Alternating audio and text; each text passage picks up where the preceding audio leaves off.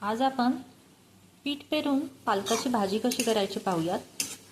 पालकाची क्वांटिटी कमी असेल तेव्हा 5 ते 6 जणांना पुरेल ताटाला लावायला, अशी ही भाजीचं प्रमाण होतं। मी तेलात कांदा, लसूण, जिरे आणि हिरवी मिरची टाकून कांदा छान लाल होईपर्यंत परतून घेते। तुम्ही बघू शकता कांदा छान लाल झालेला आहे। आता आपण यात हा चिरलेला पालक सोडून घेऊयात। गॅस मी बारीक ठेवलेला आहे।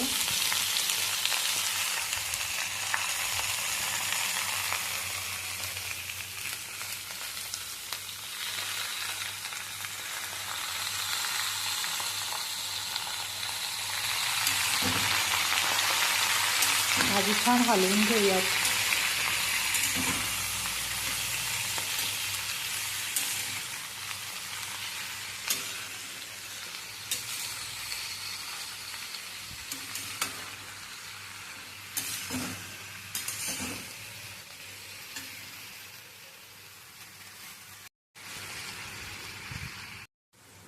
भाजी छान परतून झाली आहे।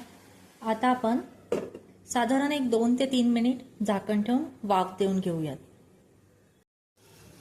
आता आपण पाहून घेऊयात पालक छान शिजलेला आहे। थोडंसं पाणी आहे म्हणून आपण 1 ते 2 मिनिट ही मोकळीच गॅसवर ठेवूयात आणि नंतर आपण यात पीठ आणि दाण्याचा कूट सोडणार आहे।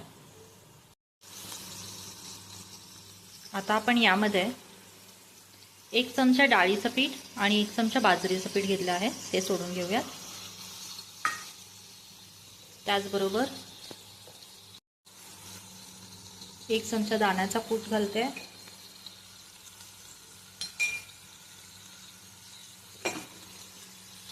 आणि भाजी छान एकजीव करून घेऊयात।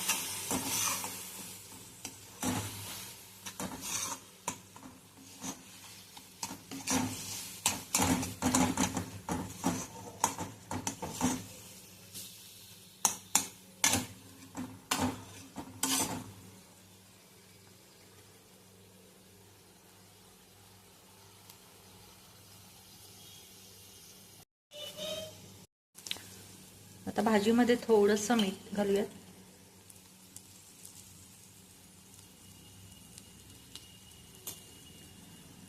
तेल सोडून घेऊयात 1 पळी